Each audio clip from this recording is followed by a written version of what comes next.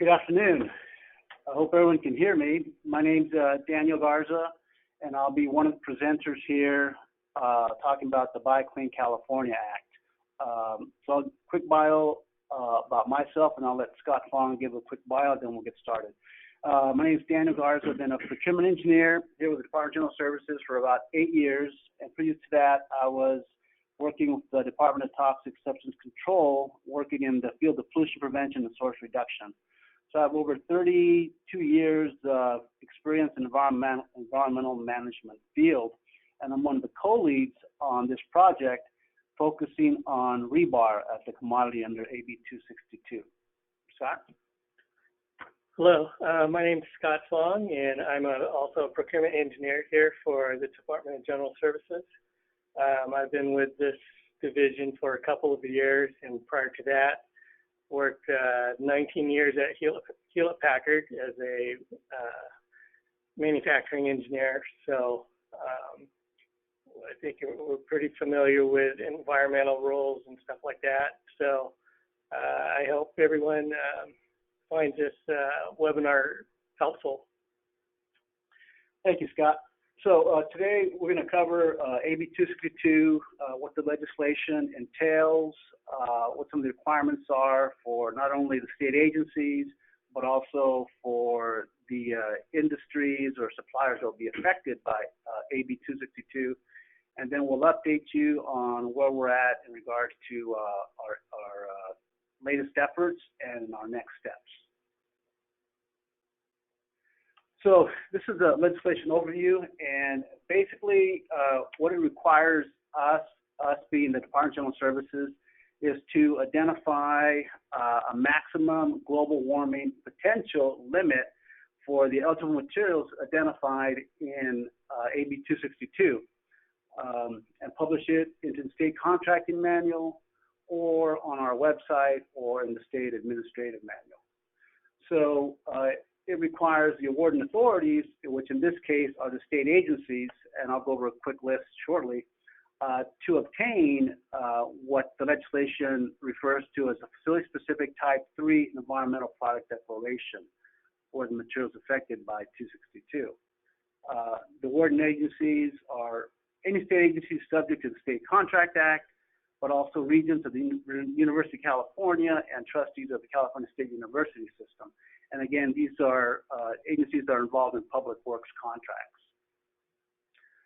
So again, the limit that DGS establishes will then be required to be included in the specifications for the eligible projects.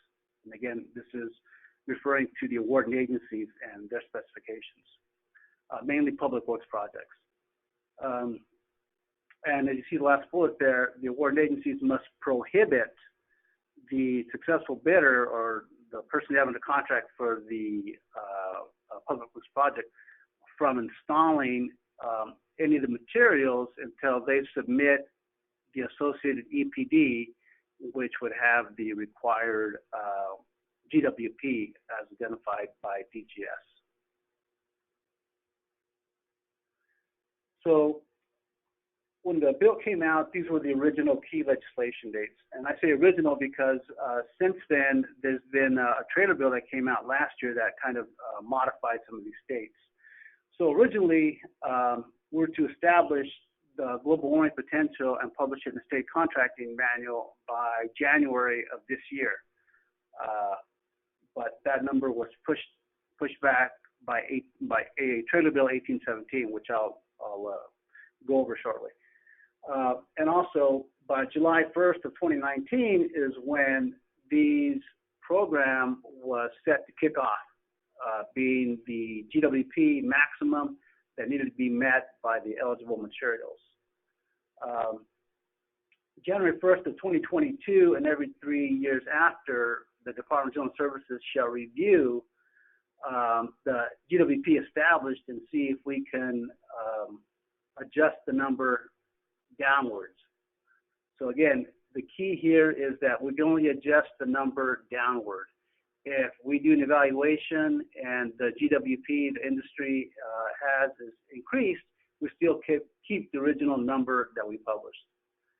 And then January 1st, 2022, we submit a report to the legislature in regards to the implementation of this program, identifying any obstacles and also the effectiveness of this program in regards to global warming.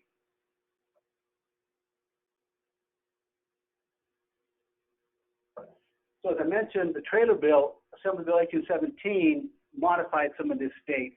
What it mainly did was it established a 2-year phase-in period to allow not only industry, but also DGS and the Warden Agency to become familiar with the environmental product declarations. So as you can see, it extended by 2 years a date to set the GWP and apply fully AB262. So also what it allowed us to do, one of the initial issues we had in regards to rebar and structural steel was because a lot of the suppliers are small businesses who primarily didn't have environmental product declarations solely for their business. It allows us to exclude the fabrication stage when calculating the global warming potential. And what we found is that fabrication stage, usually identified as the A3 phase in an EPD, is usually 10% or less of the total GWP. So I think it made sense for them to include this exclusion of the fabrication stage. And it also gave the Warden Agencies the ability to exclude certain projects from the requirements of the Buy Clean California Act if it was technically infeasible, or if it significantly increased the project costs or increased the project schedule, or resulted in a single source supplier. So this gives the Warden Agencies the latitude to exempt projects if it's going to create any of these situations. But this language also requires that the Warden Agencies publish on their website the specific conditions that will allow them to exclude projects from the Buy Clean California Act. And as I mentioned, it implements a 2-year phase-in for submission of EPDs.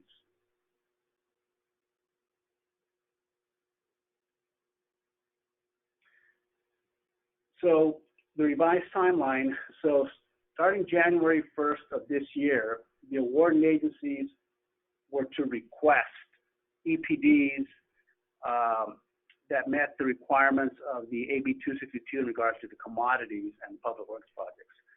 So there is no current penalty if the suppliers do not comply with this.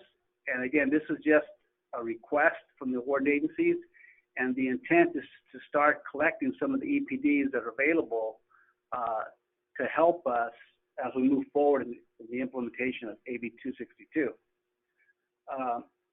It also changes this requirement, so the beginning of next year, January 1st of 2020, it will require, the Warden Agencies will require an EPD from their successful bidders for the contracts. So while right now we're just requesting, the Warden Agencies are requesting, next year they will require them to submit the EPD. January 1st of 2021 is when the Department of General Services will set the maximum global warming potential for each of the 4 materials identified by the bill. And then as you see, the final bullet point, July 1st of 2021 is when all of the requirements of 262 will be fully implemented. So any public works contracts that are entered into on this date or after will need to have EPDs submitted that meet our maximum global warming potential before the materials could be installed on the project. So this is the full implementation date of 262.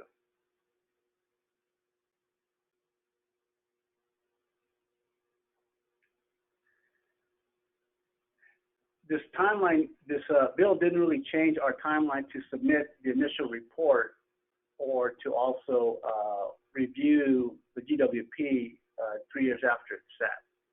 So these two dates are the same in the original legislation. As I mentioned, the intent of 1817 was to create a phase-in period to allow everyone to become familiar with DPDs as part of AB262.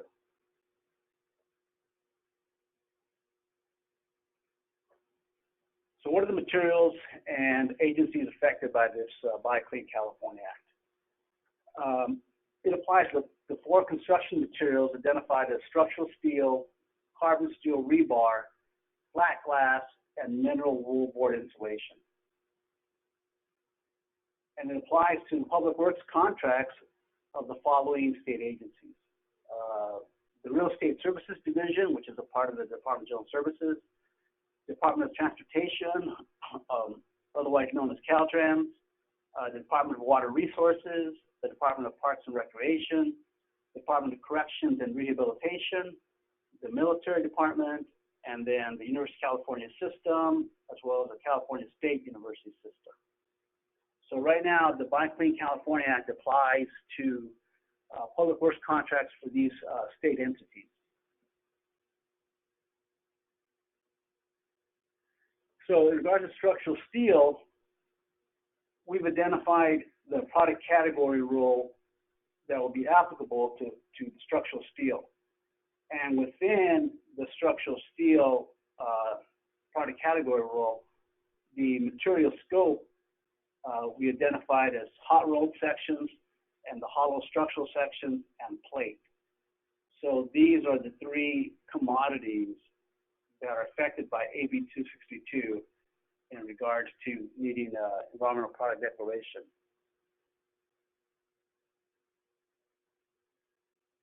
Rebar shares the same product category rule with structural steel. And as you can see, the bicycle stage covered is basically A1 through A3, which is a cradle to gate. And the material scope for carbon steel rebar is plain carbon steel bars and also plain low alloy steel bars. And again, this material scope is from the product category rule.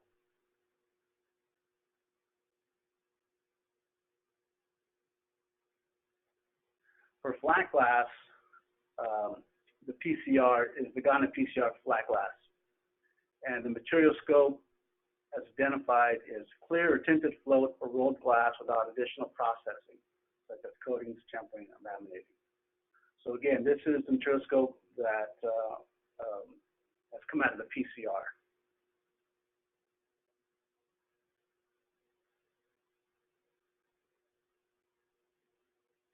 And for mineral wool board insulation, the PCR is a Part B building envelope thermal insulation EPD. And for this one, there's going to be two different GWP set, one for light density, which is identified on the slide, and one for heavy density. And again, these material scope come from the PCR.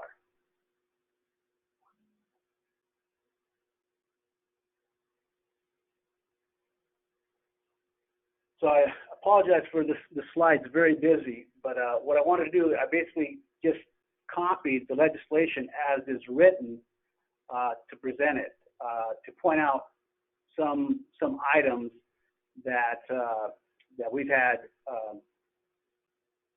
to deal with as we move forward in this effort. So as you can see, it says the department shall set the maximum acceptable global warming potential at the industry average facility-specific global warming potential emissions, et cetera, et cetera, et cetera. It says may exclude emissions that occur during fabrication stages. So again, this is the result of 1817, which allowed us to exclude the fabrication stage, which is basically A3, from our calculations.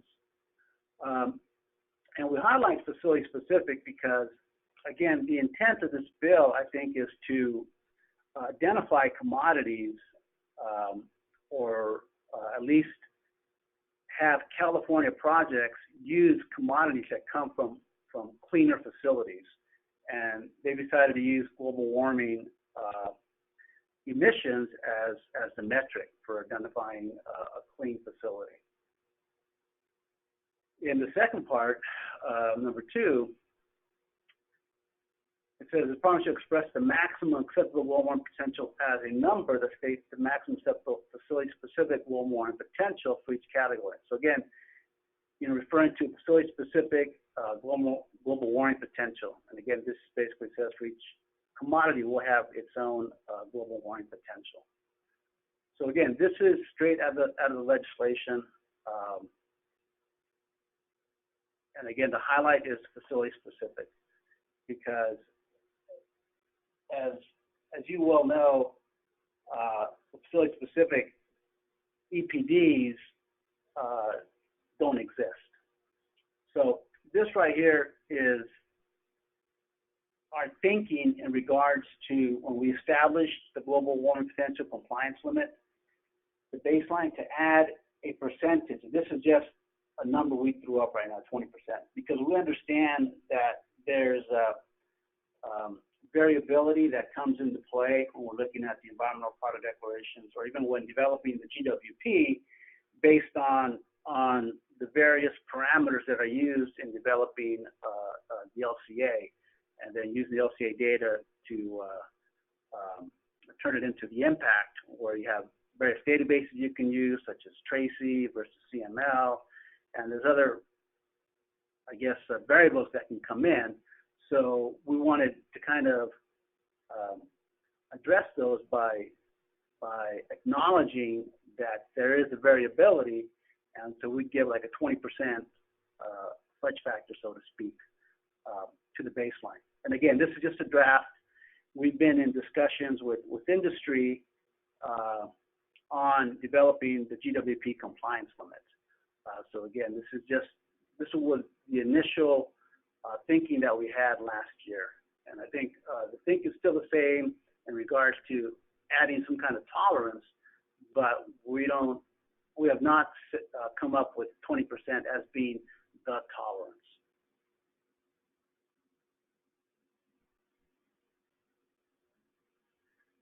Again, I apologize for the busy slide, but again, this is out of the legislation, which tells us how, or tells the warden agencies how to comply with AB262. And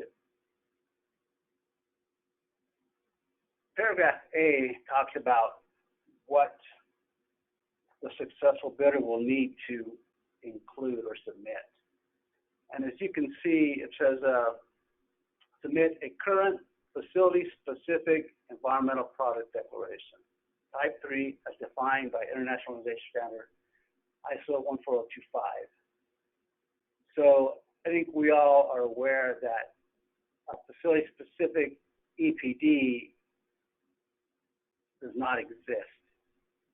There are the product EPDs and industry-wide EPDs for products. So I think the term facility-specific environmental product declaration has been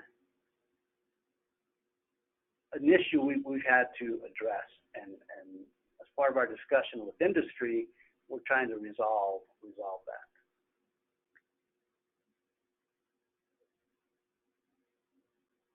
So that's the main takeaway from here is compliance regarding AB262 requires a facility-specific EPD. And again, this comes into effect after July 1st, 2021. Any contract entered into on or after July 1st, 2021 will need to have an EPD that is compliant with the global warming potential that we set.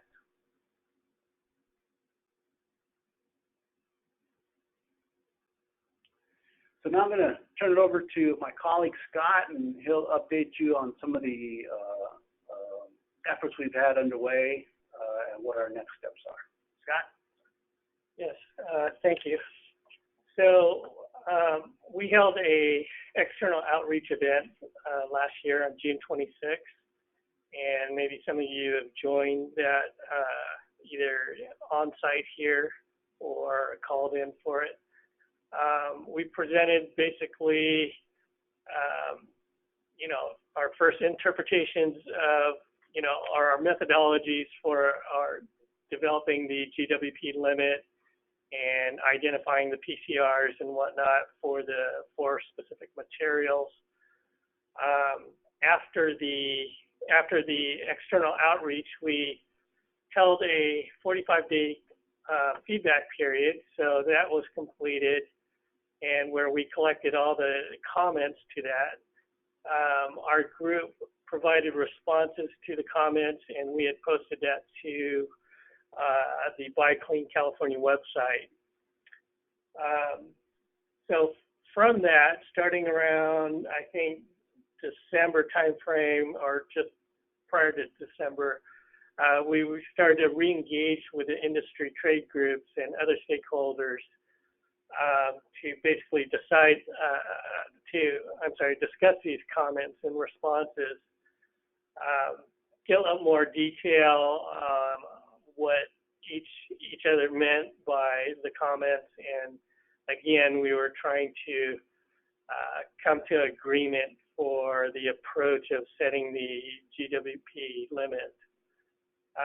We've also held some discussions with program operators to kind of get their idea on some interpretations and some guidance on life cycle assessments and verification methods of the EPDs. We've held work group meetings with awarding authorities, who are the other state agencies who have to apply the Buy Clean California Act. And most recently, we just met with the Carbon Leadership Forum Director, who is managing a study of the state of Washington's Buy Clean legislation. So their legislation did not pass the first time through, and then what they did was they turned it into a study for, I think, 4 materials also, maybe it's slightly different than ours. I think they included concrete and wood, but they're working with on some university building projects, which they're going to try to apply their Buy Clean legislation and basically do a pilot study or evaluation of the legislation as written. Next slide.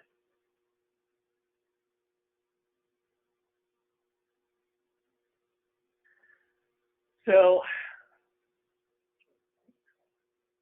some of the issues that we need to resolve. So right now, when we talk to external stakeholders, some of the comments were, instead of using discrete EPDs that were available through public databases,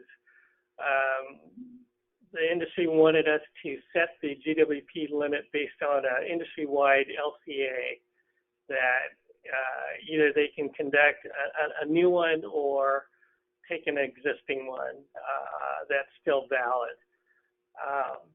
One of the things along with that is that,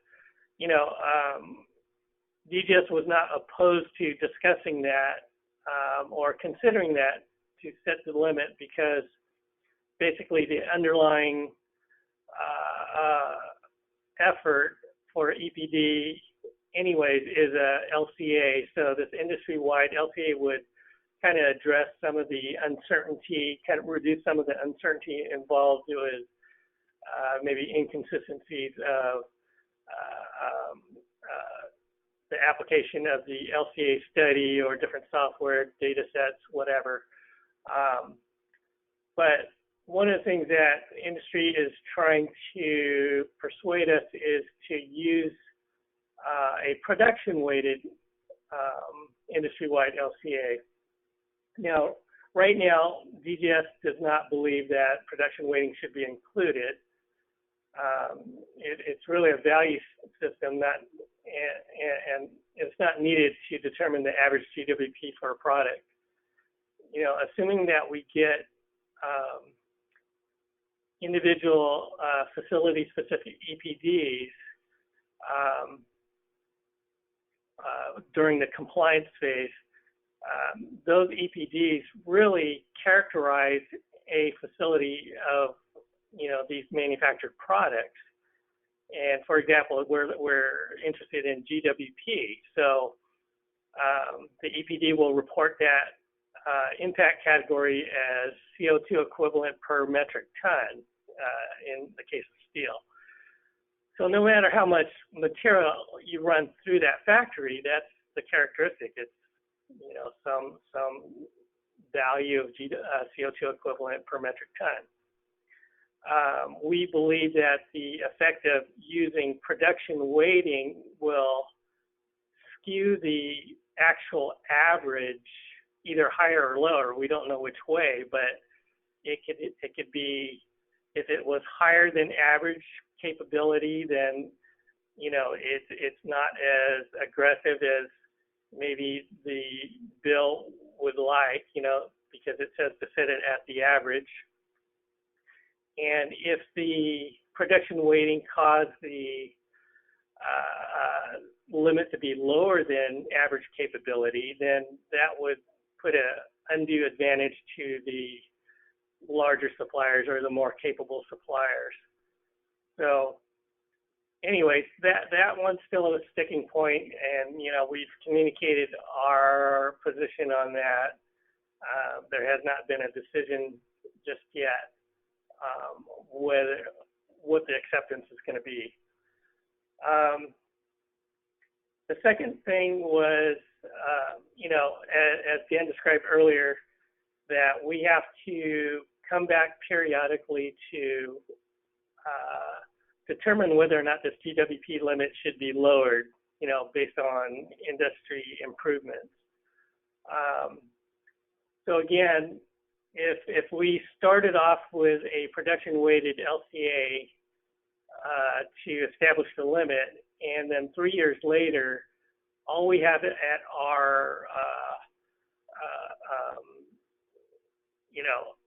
to evaluate the limit is facility-specific EPDs, discrete ones.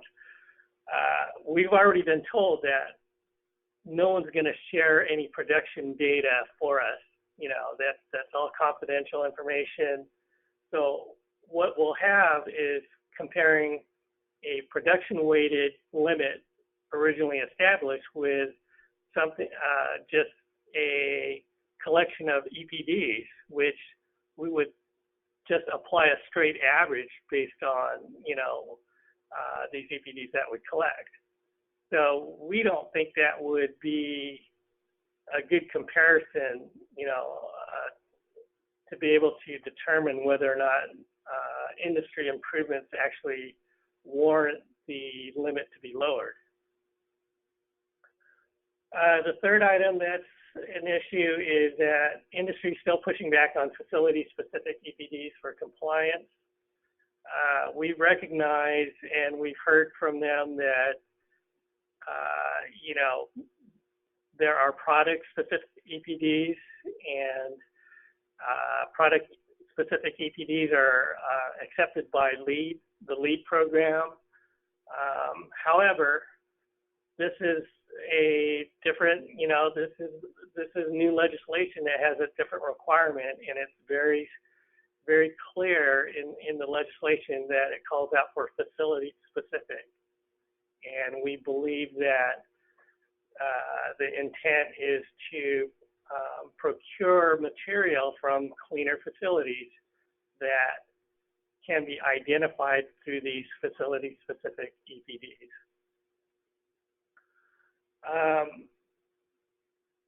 As far as the product category rules, we just found out the glass industry is, their original expiration date for the PCR was, I believe, 3/31. So they just informed us that they would extend the expiration date of the existing PCR by 1 year. The steel PCR will expire next year, so we are aware that the program operator STS Global is starting to look at that and forming interested stakeholders for the update. The next bullet, it has to do with kind of the way the legislation was written in Section 3503A. Right now we believe that the only compliant document are EPDs that are guided by ISO 14025. The legislation as written, we believe that it still requires an EPD, but I believe they were just trying to account for maybe future documents that something similar in I guess organized like 14025 or robust life cycle assessment methods could be submitted for compliance, but right now we were told from the program operators they aren't aware of any other document other than ISO 14025 that would be equivalent. And the last concern that the industry has is the lack of consistency between the Warden Agencies' compliance policies, or basically the application of the Buy Clean California Act.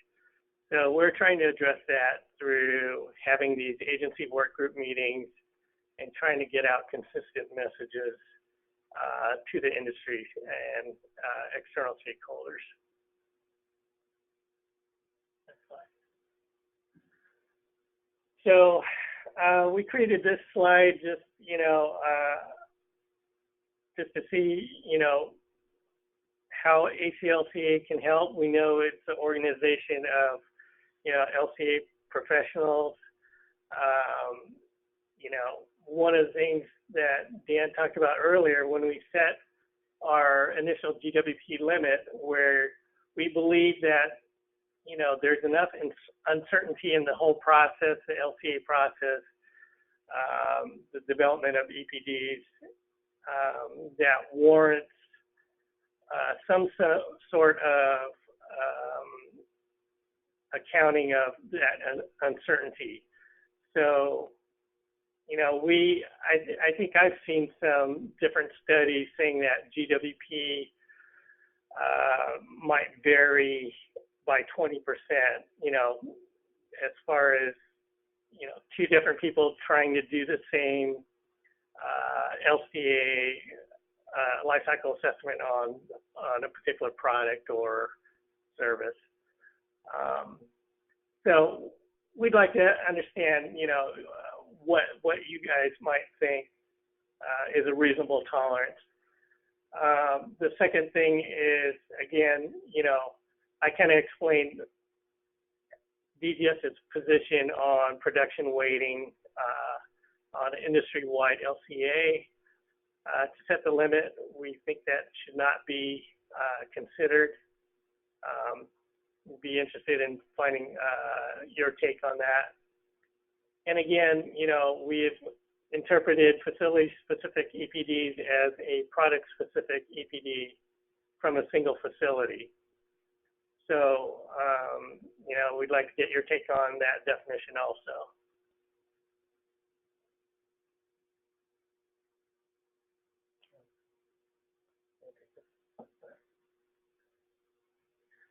So anyways, we on that previous slide, maybe we could take that as questions. So I'll just go on to the next slide. So our next steps to roll out the legislation, we're going to continue to work with agencies and external stakeholders to basically put out communicate our proposals out through external outreach events. I'm sorry. We want to do that fairly soon because we're aware of the EPDs that are going to be required starting January 1st, 2020. So I know there's a lead time for development, and we want to be conscious of the effort that industry stakeholders have to invest into develop EPDs. So we want them to have the right information to have usable EPDs. So we're planning to have some additional outreach events. We need to finalize this GWP limit, as we've been talking about. And we also have to provide through legislation, this report on the methodology and publishing the limit. And the fourth thing is just, aligning policy with awarding agencies.